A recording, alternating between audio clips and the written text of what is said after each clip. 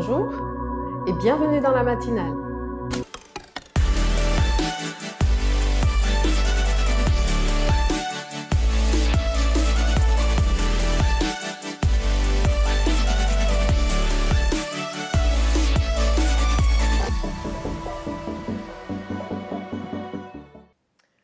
En tant qu'enseignant, puisque je le suis, pour ceux qui ne le savent pas, il nous arrive lors des conseils de classe de juger différemment deux élèves qui ont pourtant les mêmes résultats. Au-delà du comportement, on va juger la bonne volonté et les efforts que l'élève aura consacrés à l'obtention du résultat ou de la note qu'il a. Deux élèves qui ont 12, par exemple, 12 de moyenne, ne seront pas nécessairement traités de la même façon. L'un aura une récompense pour sa bonne volonté, ses efforts, ses progrès, et l'autre n'aura peut-être rien ou moins, parce qu'il sera resté sur ses acquis et n'aura pas manifesté une volonté réelle de progresser. Bien sûr, il n'est pas exclu que nous puissions nous tromper, mais pour un même résultat, on va faire la différence entre celui qui met réellement en œuvre sa réussite scolaire, donc qui fait ses devoirs, qui participe, qui essaye, qui pose des questions, qui refait les exercices et qui obtient de sa bonne volonté un 12, et celui qui pourrait largement avoir un 15 et qui se contente d'un 12 qu'il a obtenu finalement en ne faisant rien de particulier. Alors bien souvent, de manière générale, nous jugeons de la bonne volonté des autres en fonction du résultat, en fonction des fruits qu'on a sous les yeux, mais nous n'acceptons pas que les autres nous jugent et jugent notre bonne volonté. Ce matin, notre passage se trouve en 2 Corinthiens 8, des versets 12 à 15. La bonne volonté, quand elle existe, est agréable en raison de ce qu'elle peut avoir à sa disposition et non de ce qu'elle n'a pas. Car il s'agit non de vous exposer à la détresse pour soulager les autres, mais de suivre une règle d'égalité. Dans la circonstance présente, votre superflu pourvoira à leurs besoins, afin que leur superflu pourvoie pareillement au vôtre, en sorte qu'il y ait égalité selon qu'il est écrit, celui qui avait ramassé beaucoup n'avait rien de trop, et celui qui avait ramassé peu n'en manquait pas. Ici, on est dans le contexte de l'église de Corinthe. Alors, vous savez que Paul a écrit une première lettre aux Corinthiens. C'est une lettre dans laquelle il va, entre guillemets, les réprimander, les corriger, parce qu'il y avait pas mal de dysfonctionnements dans leur façon de penser et en conséquence leur façon d'agir aussi, à tel point qu'ils prenaient à la légère des choses qui finalement étaient assez graves. Et c'est là aussi, dans la première lettre, qu'il va parler des dons, etc. Et dans la seconde lettre, certaines choses se sont améliorées et Paul veut encourager, dans un premier temps, les chrétiens fidèles. Il va aussi dénoncer les faux prophètes, les faux apôtres et mettre en garde les chrétiens qui se laissent influencer par eux. Et c'est dans ce contexte-là qu'il va leur parler de la libéralité ou encore de la générosité, c'est-à-dire cette disposition à donner généreusement à l'autre de son temps, de son argent, de ses biens, etc. Et donc, il va prendre l'exemple des églises de Macédoine, un peu plus haut du passage que nous venons de lire, qui, les églises de Macédoine, malgré les nombreuses tribulations qu'ils pouvaient avoir, et ça on le voit au verset 2 à 4, et leur pauvreté profonde, ont produit avec abondance de riches libéralités envers ceux qui sont dans le besoin. Et il va dire aux Corinthiens, en verset 7, « Vous excellez déjà en foi, vous excellez en parole, en connaissance, vous excellez en zèle à tous égards et en amour pour nous. Eh bien, faites en sorte d'exceller aussi dans cette œuvre de bienfaisance. » Il va continuer son propos en disant du verset 10 à 12, « C'est un avis que je donne là-dessus, car cela vous convient, à vous qui non seulement avez commencé à agir, mais qui en avez eu la volonté dès l'année dernière. Achevez donc maintenant d'agir, afin que l'accomplissement selon vos moyens réponde à l'empressement que vous avez mis à vouloir. La bonne volonté, quand elle existe, est agréable en raison de ce qu'elle peut avoir à sa disposition et non de ce qu'elle n'a pas. » Alors, je crois qu'il y a plusieurs enseignements à tirer de cette partie. Le premier, Paul ne les oblige pas à pratiquer la libéralité, mais il leur dit « Je pense que je peux vous demander d'agir en ce sens, parce que j'ai remarqué que depuis l'année dernière, vous avez mis en marche votre bonne volonté. Il y a déjà eu un changement dans votre façon de penser les choses. Donc, je pense que je peux vous demander d'aller en ce sens. En réalité, je ne crois pas que Dieu nous oblige à mettre en œuvre notre bonne volonté. Tout commence avec un choix de notre part, un désir, un positionnement. C'est l'histoire même du salut. Tout a déjà été accompli à travers le sacrifice de Jésus et sa résurrection, mais nous ne serons sauvés que si nous décidons de nous repentir et de faire de Christ notre Seigneur. Et quand bien même Dieu donne le vouloir et le faire, la décision et la mise en œuvre de notre bonne volonté vient de nous.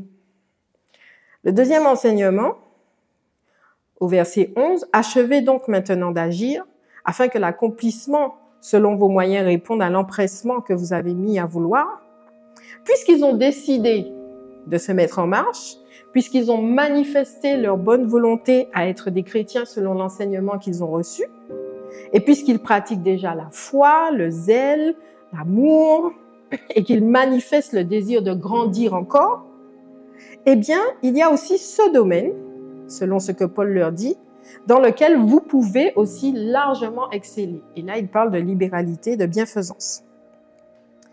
Il y a des choses que Dieu ne pourra nous demander que lorsque nous serons nous-mêmes mis en marche et que nous aurons manifesté le désir et la volonté d'aller plus loin avec lui.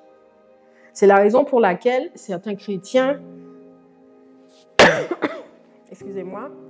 c'est la raison pour laquelle certains chrétiens depuis de nombreuses années sont là, mais ne sont pas au même niveau de maturité que d'autres, qui ont moins d'années de conversion, mais qui se sont mis en marche et qui ont mis en œuvre leur bonne volonté pour grandir. C'est une question de choix et de mise en œuvre. Enfin, il est dit, c'est le verset qui nous intéresse, la bonne volonté, quand elle existe, est agréable en raison de ce qu'elle peut avoir à sa disposition et non de ce qu'elle n'a pas. C'est-à-dire que non seulement tout commence par la bonne volonté, mais quand elle existe, il ne s'agit pas, dans le cadre de la liberté, dans le cadre de la libéralité, dans notre passage, il ne s'agit pas de se sacrifier et de se dépouiller pour donner aux autres, mais de donner librement selon ses moyens. Il parle même du principe d'égalité, de sorte que le superflu des uns va pourvoir aux besoins des autres et le superflu des autres va pourvoir aux besoins des uns. Eh bien, Jésus est mort et ressuscité. Tout a déjà été accompli dans son sacrifice, de sorte qu'il a accepté de prendre sur lui tous nos péchés, toutes nos faiblesses, bien qu'il soit innocent. Aujourd'hui, dans la Nouvelle Alliance, il ne nous demande pas de nous sacrifier une autre fois. Il ne nous demande pas d'aider l'autre au détriment de nous-mêmes. La bonne volonté est agréable en raison de ce qu'elle peut avoir à sa disposition. De quelle disposition il s'agit? On peut penser à la disposition de cœur. Faire parce que j'en ai réellement envie et non parce que je dois le faire. Disposition de ce que je possède et que je suis en mesure de donner. Comment est-ce que je peux donner quelque chose que je n'ai pas? Comment est-ce que je veux à tout prix intervenir dans un domaine dans lequel je n'ai aucune aptitude, aucune connaissance? Voilà le message que je veux vous faire passer ce matin. Prenons le temps, d'une part, de ne pas remettre en question la bonne volonté des autres. Et d'autre part, de travailler à notre bonne volonté, de sorte que nous choisissions de la mettre en œuvre et que nous ne nous imposions pas des règles qui sont basées sur le sacrifice, sur l'effort, sur l'obligation et sur la perte de nous-mêmes, mais plutôt que quel que soit le domaine, notre bonne volonté soit agréable, en ce sens qu'elle se réalise dans la joie, avec un bon zèle. Cela nous en coûtera certainement quelque chose, mais jamais pour notre malheur, parce que le principe de Dieu est toujours gagnant-gagnant. Ce que Dieu nous demande est toujours dans le cadre de ce que nous avons à disposition. Prions. Père éternel, sois loué, sois exalté, parce que tu es un Dieu bon, c'est toi qui nous as créés, et tu sais ce que nous sommes en mesure ou pas de faire. Nous prions ce matin pour notre bonne volonté, qu'elle ne soit pas juste en parole, mais que nous mettions réellement en œuvre cette bonne volonté, pour accomplir des choses qui nous rapprochent de toi, pour accomplir les choses que tu nous demandes, pour accomplir ton royaume, que vraiment tu nous donnes ce zèle, ce désir et que réellement nous nous mettions en œuvre pour faire les choses. Nous avons compris que nous n'avons pas besoin de le faire au détriment de nous-mêmes, mais que nous puissions le faire en toute libéralité, que nous puissions le faire avec joie, que nous puissions t'obéir et grandir avec toi, parce que nous avons réellement ce désir au-dedans de nous et que nous voulons réellement te ressembler. À toi soit la gloire, à toi soit l'honneur en toutes choses. Et merci, parce que tu fais les choses parfaitement pour nous. C'est dans le nom de Jésus que je t'ai prié. Amen. Je vous souhaite une excellente semaine. Travaillez à votre bonne volonté. Et je vous dis à très bientôt sur notre chaîne YouTube. Si cette méditation t'a touché et que tu souhaites accepter Jésus-Christ comme ton sauveur, répète après moi cette prière. Dieu, je sais que je suis un pécheur et je te demande pardon. Normalement, la conséquence de mes péchés et de mes mauvaises décisions, c'est la mort. Mais je crois que Jésus-Christ a pris ma place sur la croix. Il est mort et ressuscité pour le pardon de tous mes péchés. Aujourd'hui, j'accepte Jésus comme le Sauveur et le Seigneur de ma vie.